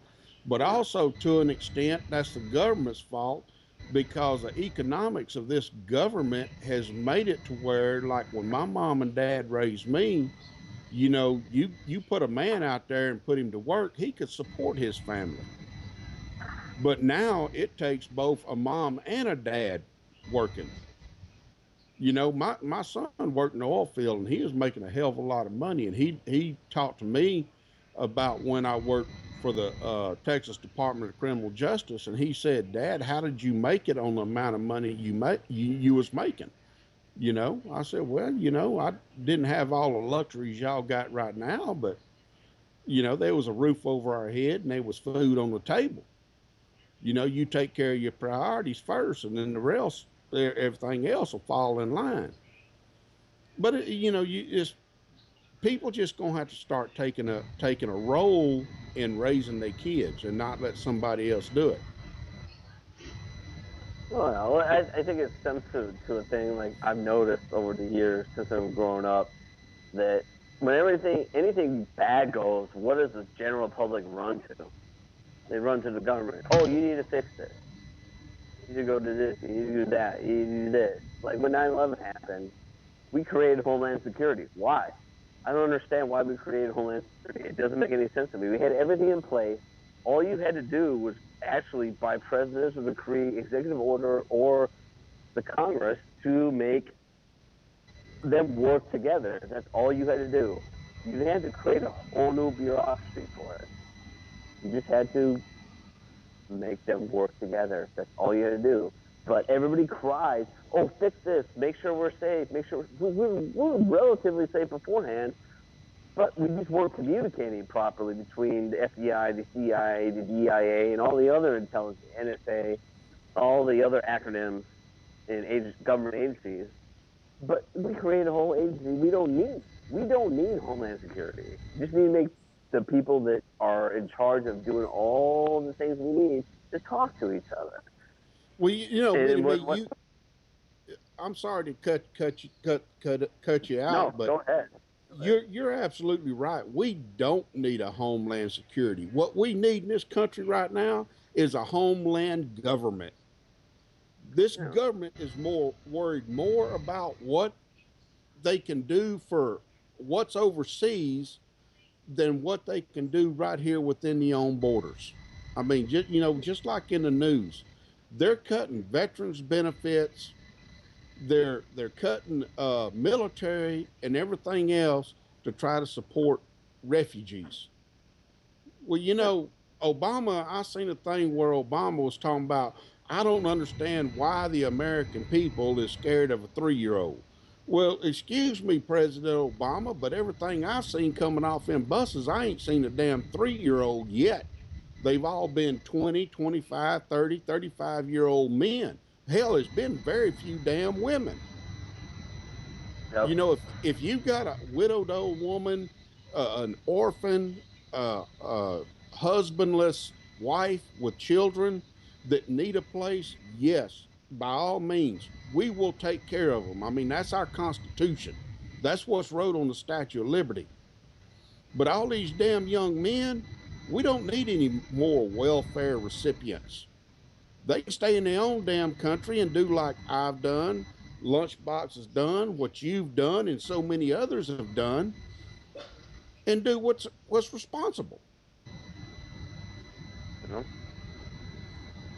I agree. I agree.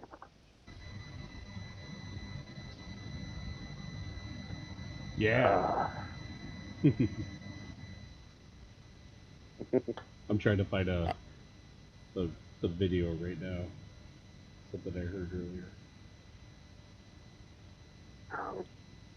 I didn't mean to get on the soapbox, I'm sorry, but when it comes to security of this nation, I'm like any other veteran. I get my old hackles get ruffled up, then I look like a damn tomcat, my tail gets fluffed up, and hell, I'll go act like a damn fool if you don't watch me. No worries, man. No, you're saying what a lot of people are thinking, and you brought up a good point, and I think you were alluding to it, but I mean, may not know about it. We call on this show Donald Trump the ultimate troll, and I've talked about on this show, I've talked about on Proby show, the Food Report, and he's tapped into something, and I finally figured out. I thought it was just anger and that, but I finally figured out what the root of it is, and that a lot of Americans now, because God, he's now up at 39%. I think the last poll I saw was 39%. Cruz is 15 points behind him at 24.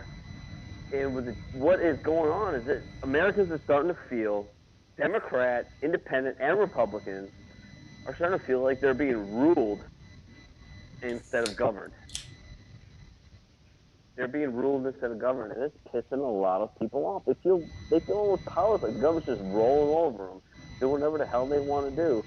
Even when we elect them to do something, they don't do it. Whether it be Democrat or Republican.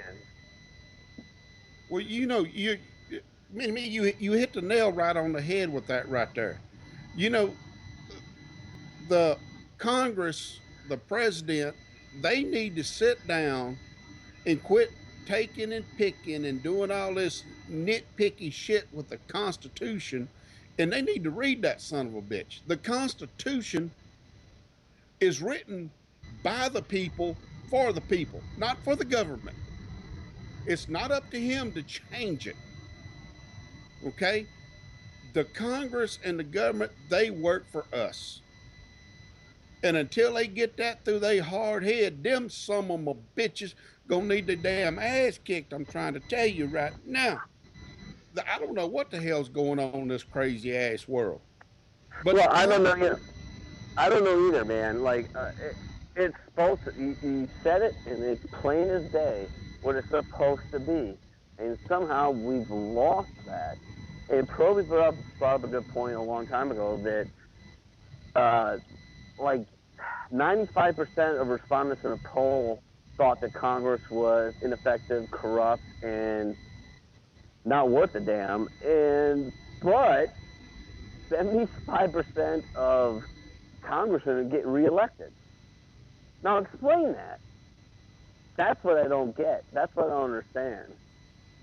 And it's debate, and I think I know why. I'm not that smart of a guy. Remember, I'm a Marine. I eat crayons on the side, but yeah, you are a Marine, so we accept that. But go ahead. But I just don't think there's enough grassroots. People just, as long as they're complacent in their lives, and as long as they don't get too dramatically affected and the shit doesn't spin out of control, they're willing to let live instead of live and let die.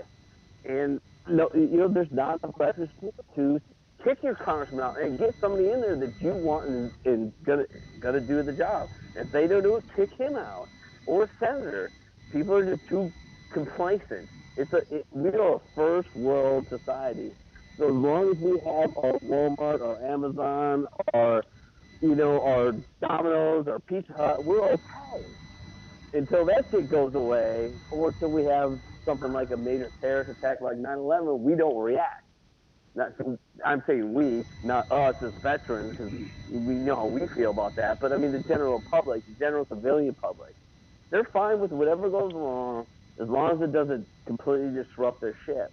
So that's why you get these guys elected again and again and again and again. When they shouldn't be, you should toss them out. Exactly. I mean, I agree with you 100%. I mean, until it's going to have to take this country to take back control of the government, because in the past several years, it's been the government pretty much is controlling the people. And worse than that, okay, I can go along with the government controlling the people.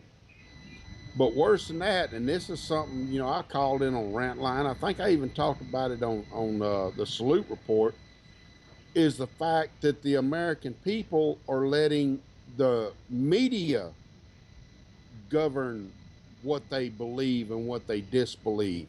The days of Walter Cronkite is long over with. Walter Cronkite, they had sent their reporters out and they reported what the news was. Bad, right, wrong, or indifferent. Whatever the news was, that's what they reported. But now you got all these reporting agencies, and all they do is report what's going to get them the most ratings. Oh, absolutely. It's 100% true. And you've really got to search for the news. Like, I have to do my search, I have the AP Newswire, Reuters, Drudge, Fox News, MSNBC, CNN. I look at everybody. I don't care if they're left or right. I'll see a story, and I want to see what everybody says about it, and I'll make my own decision on it. I'll listen to talk radio, and I won't necessarily agree with, say, Rush or Hanley or all these other guys or some of the left guys on NPR that I listen to, but I will listen to them, and then I'll take all the information I get and make my own decision. Exactly. And I don't think a lot of people don't do that anymore. I think they just take what they see, whatever they kind of align to and like, and then they just regurgitate it instead of just taking a step back and look at it yourself. Yeah. Go ahead. Anymore, just like I watch my kids, they don't even watch the news. They just see what comes across their Facebook feeds, and that's what they believe. Yeah. And there's more damn hoaxes on that son of a gun, and Carter can shake liver pills at. I mean, it's just, like I said, the news don't report.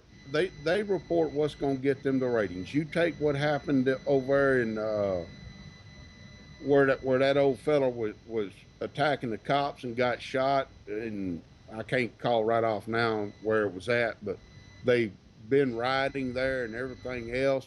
That first one, and they just, that's what the news said, so that's the way it's got to be. Look into it. Wait till the experts are done doing their thing, and then play it for what it is. Just like we was talking earlier. I hate it like a son of a gun. Them cops killed that little old boy. But that little old boy shouldn't have been pointing a gun at him. I mean, we've all spent time over there in the Middle East, and a damn sick, I don't mean to make any triggers for anybody, but an 8 or 9 year old will goddamn point an AR-15 at you and pull the trigger just as quick as anybody else.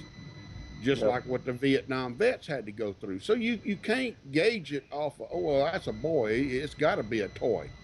Right.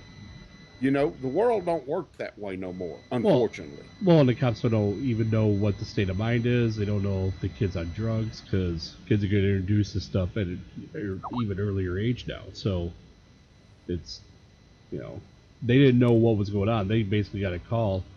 And from looking more into it, from what I've heard, too, on the radio and whatnot, and read, that the dispatcher actually screwed it up. Like, the dispatcher knew that it was a toy gun, but never relayed that to the police officers that were coming up.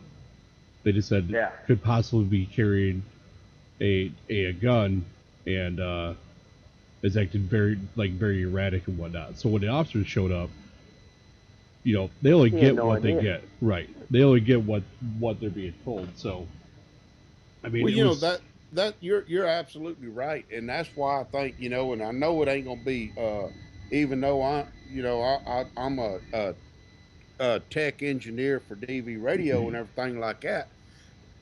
There ought to be did you some just way promote for, yourself? Yeah, Like you were yeah. just tech got, support. Now you're a tech engineer. That's how you got to do it over in DV Man, radio land. Man, that is outstanding. Damn it! If you don't step up and do it, nobody will. Motorman, watch out, man. He's gonna have your job in a minute. But I don't understand why when a 911 call comes in, such as that one, that she cannot patch that through to the responding officer. So you take that middleman out, where just like in that situation right there, critical information was left out of it. And that's one of the things that contributed to the loss of that young life. Yeah, is you got to get all the information in there.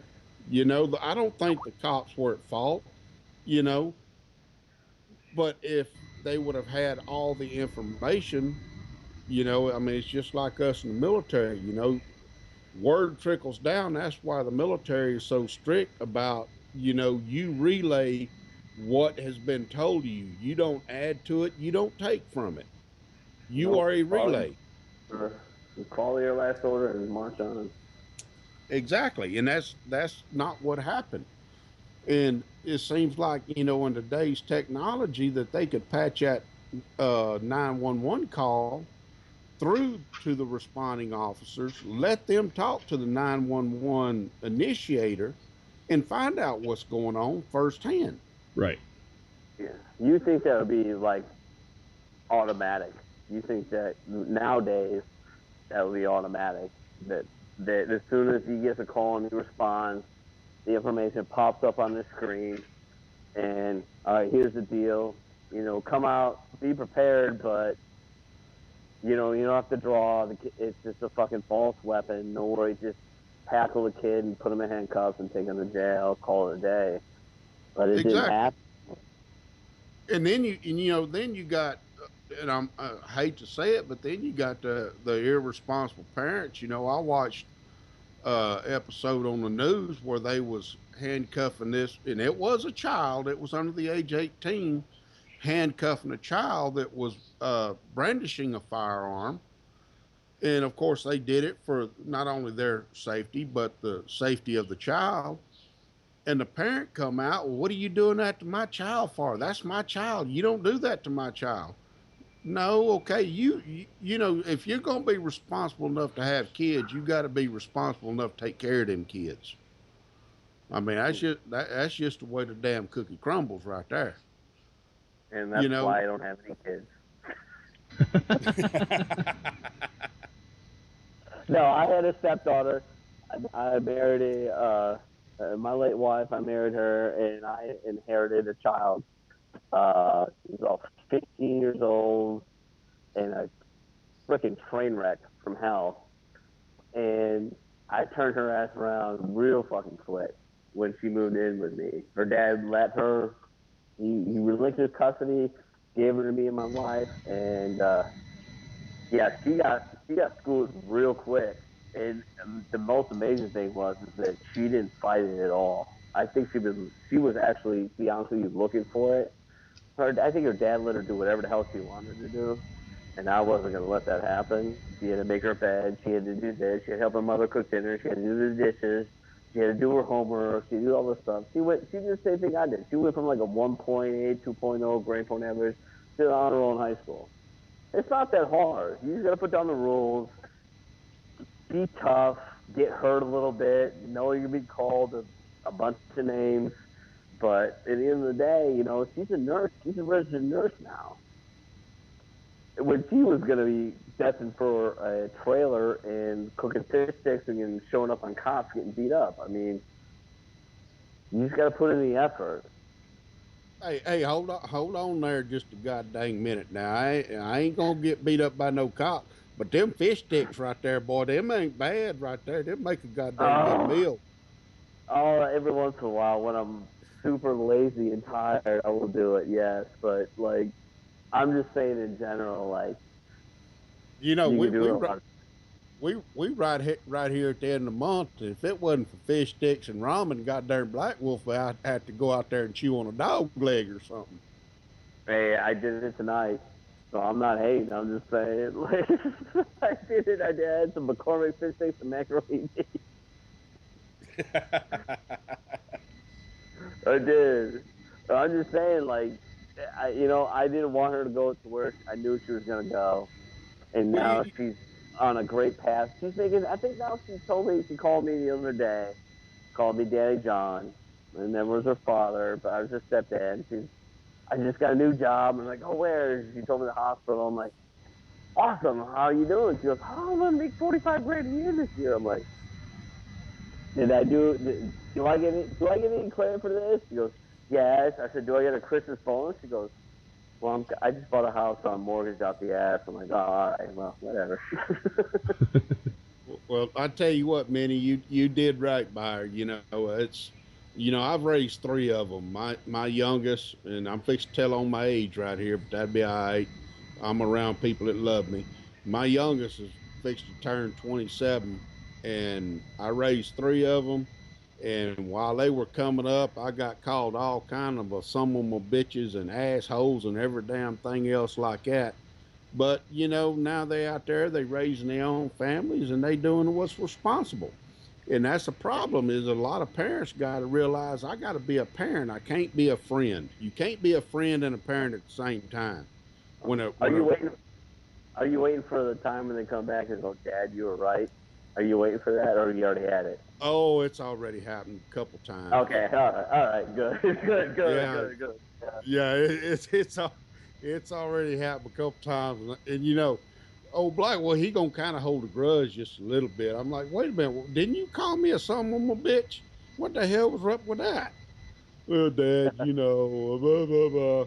So, but it all works out in the wash. You just got to be the best parent that you can possibly be, and remember, you got to be there for them, and you got to be their parent. You can't be their friend. They don't want advice from a friend. They want guidance from a parent. Yep. Hey, Lunchbox, how old is your baby? She is 9. Oh boy, so you're getting braced, right, for the fun part? Oh, it's slowly already starting. Oh, is it? Oh no, really? Oh, 9. Man, I remember when mine were. Hey, Lunchbox, look here. My daughter was right about that age when I was stationed at NTC, and we lived in housing. Well, I done put her on restriction for something she had done at school or something like that, and the MPs called me. They picked her up. She had her backpack, and she's like, "I'm running away from home." I said, "Baby girl, this is Fort Irwin, California. It is 31 miles from here to Barstow. And you got a backpack with a can of whole kernel corn and a can of Spam in your backpack. Just where are you going to run to?" But she was going to run away from home. She was tired of it. Good luck. Right? Man, there ain't nothing out there. And even if she did make it to Barstow, there ain't nothing there either. No. But I'm proud of my kids. They've come a long way. They've done a lot of good with their lives. My oldest son, he followed his daddy's footsteps, went in the Army. He did 2 tours over to Iraq. My youngest son, he decided he wanted to work the oil field. Some bitch makes more money a month than I ever dreamed of making. But, all the power to him.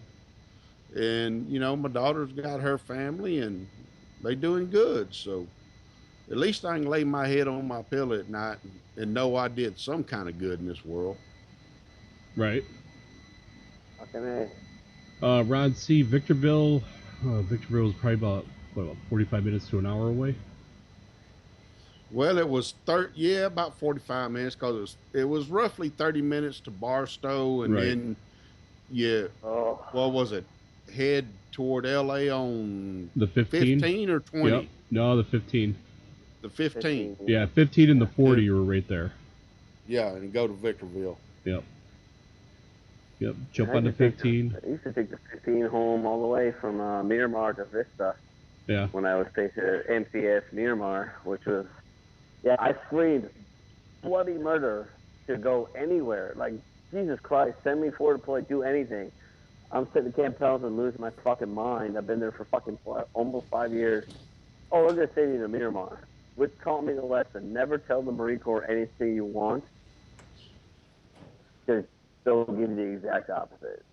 I went from Camp Pendleton to Miramar, maybe 30 miles away. Good time. Yeah.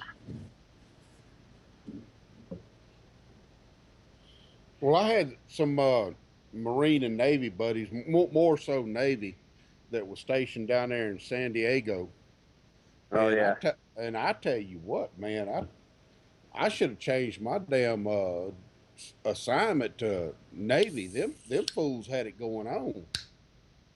Of course, my wife slapped shit out of me the whole time I was down there because we was on the beach, but we ain't going to talk about all that because I might get in trouble again.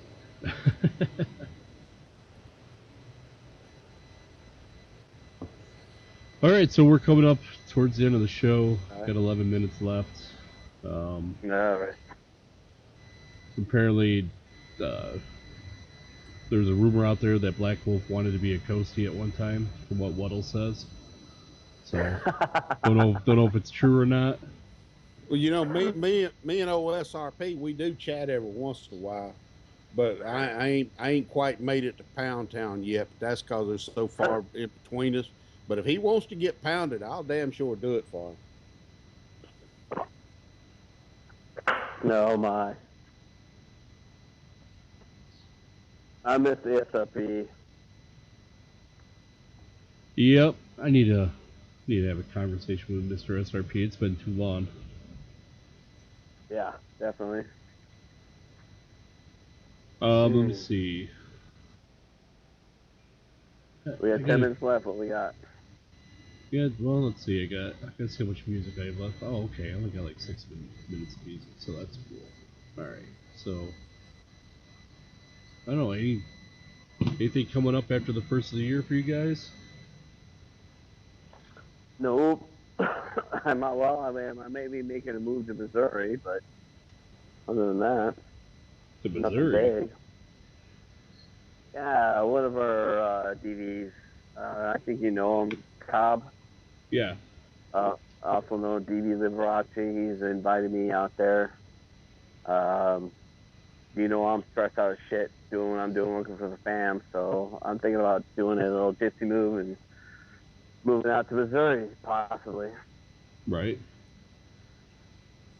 Yeah, I got an invitation. I'm sorry to cut you off. Go ahead. No, man.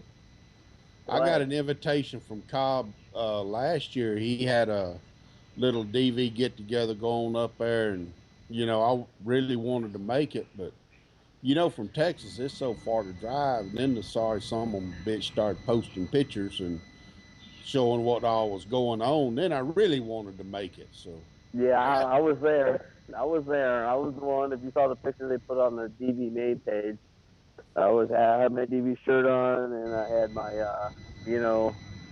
little, I had the double punch yourself in the nuts because you just looked at it, symbols down on my thighs, up on the balcony. Yeah, we spent, it was me, DV Liberace, his wife, DV Glitch, DV DV Top. There was about 12 of us there, actually, that we made it out there. And me and Glitch made it he came from Columbus, picked me up in Cincinnati. We drove out to just outside of Seneca, Missouri, which is about 10 hours away. We spent about 3 days out there, shot about 1,000 rounds. And actually, here's the funniest part of the story. Me and Glitch were just driving into town, got pulled over by the one cop on duty in that dinky little town, and we had 1,000 rounds of ammunition and 5 guns in the car. Nice. Oh my And God. we get pulled over. Yeah, and we got pulled over. And we're like, oh, fuck. I'm like, do you have your CNC on you? He's like, yeah. He's like, do you? I'm like, no, I don't. I fucking left it at the house, man. He's like, oh, I hope it's all good here. I'm like, yeah, me too. He ran our stuff and let us go. And we ended up, and then Glitch had that's why DV Glitch got his name. He actually had a seizure the second day we were there. Oh, jeez. So we had to call 911. And as the fire trucks were coming and ambulances coming, I was like, you know what? We've got all this ammo and all these guns out. We probably should put this away. I made a mad dash to put all this stuff away. It was a great time. He has a beautiful property, spring-fed creek that runs right behind his house. It was amazing. And he's going to do it next year, too. So we're going to try and get, everybody to come back there again next year. And more people to come back there. It's a beautiful place. He's got a ton of place. Yeah, we can put 300 DVs there, no problem. That'd be fun. I was looking at the pictures of it, and it looked like it was just amazing. It's like here in Texas, I live out in the country. I live 5 miles down a dirt road, because I can't stand to be around people. Me too, bro. And that went on for years and years and years. Well, since about, it really started being a problem. I got out of the military in 96. It really started being a problem about 98 or 99. And I just stayed right here at home, except for I was still working for the state. But as far as being around strange people, I never felt comfortable again until Dan and Six come down and did their little old thing in Houston. Right. And my wife and kids were like, well, you gonna go? You gonna go? I was like, well, I'd like to go. Them folks have done a lot for me. I said, but just being around a bar and around a bunch of people and everything like that, I don't know if I can take it. And I went ahead and knuckled down and went. And man, look at here. That was the best time I ever had. It was like a family reunion. I didn't have no problems. I mean, I stayed comfortable the whole time I was there. And when I got back, I told my wife, I was like, if it ain't a DV function, I'm not going. But if it's a DV function, I know, I can be comfortable there. So it was real fun. All right, we're at 10:56 at night. We only got 4 more minutes left. So, just want to thank Blackwolf for coming on with us, hanging out with us. Hey, I appreciate you letting me on. I mean, I've been looking forward to this and talking to you and everything, and I had a real good time. I love you guys to death. Oh, absolutely, man. Love you too. Thanks for fucking coming on. You definitely provided the comic relief and insight we really wanted to have, especially an unprepared show. It was awesome. Loved it. Well, I thank you, brother. Oh, no worries. Remember to go over to our page. It's facebook.com/thebarradio. Come check us out.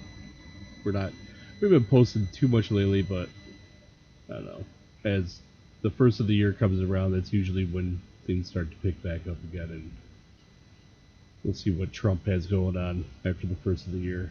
Trump the troll. Fucking A. And see what else is going to happen after the first of the year. But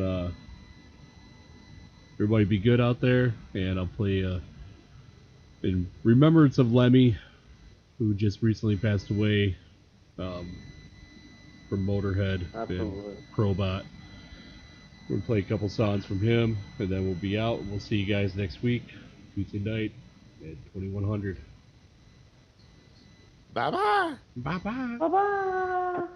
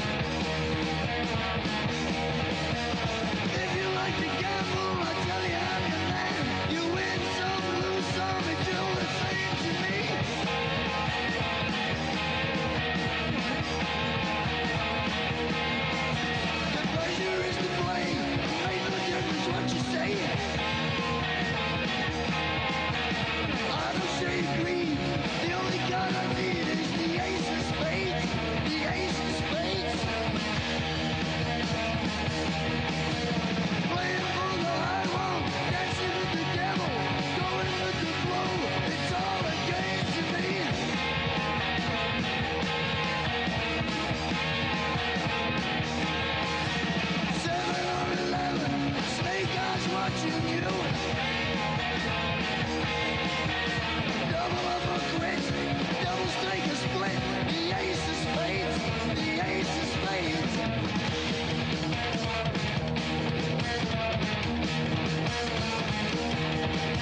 You know I'm going to lose. The gambling's for fools, but that's the way I like it, baby. I don't want